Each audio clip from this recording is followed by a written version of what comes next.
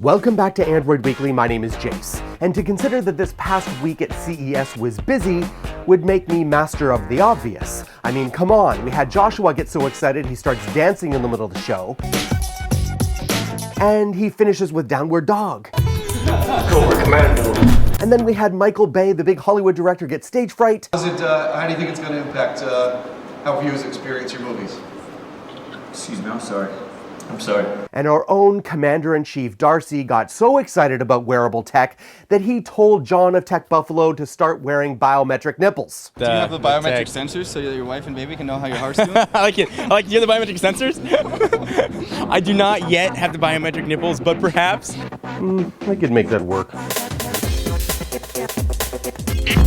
Alright guys, just a little disclaimer here before we start, and that is that Android Authority covered a lot of information that happened last week at CES, and I could not possibly review all that just in one show. It would take far too long. But what I have done in the show notes below is provide a plethora of links to some great stories that transpired over last week at Consumer Electronics Show. Be sure to check that out. Today, I just cover things that tickled my pickle at CES. So the new Samsung tablets we saw at CES look bigger, gorgeous, and have a revamped TouchWiz, which is going to make a lot of you just giddy with happiness. Touch me, touch me, touch me, touch me. Now, many people might be confused about Samsung's new naming conventions for their tablets. There's Note Pros and Tab Pros, and what's the difference? Well, so far, the biggest difference is that the Tab Pros do not have a stylus or S Pen, while the Note Pros do. The revamped TouchWiz, which is now being called Magazine UX, looks fantastic.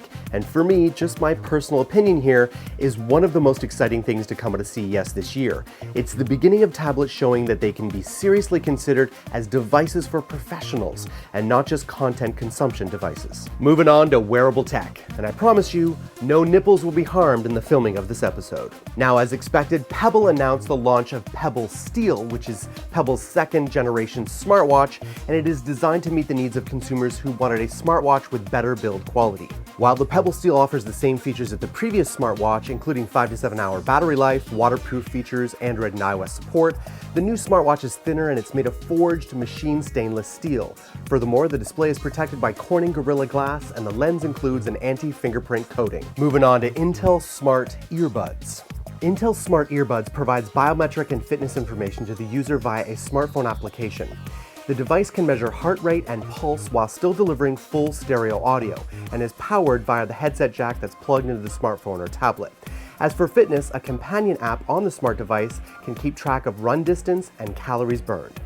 Now, Intel's product has no commercial name yet, and this is just a mock-up, so we'll be interested to see what OEMs can produce in the new year. Moving on to news about Nvidia's innovation. So Nvidia announced the next-gen Tegra processor called the Tegra K1, and it is a significant spec boost, particularly when it comes to graphic prowess.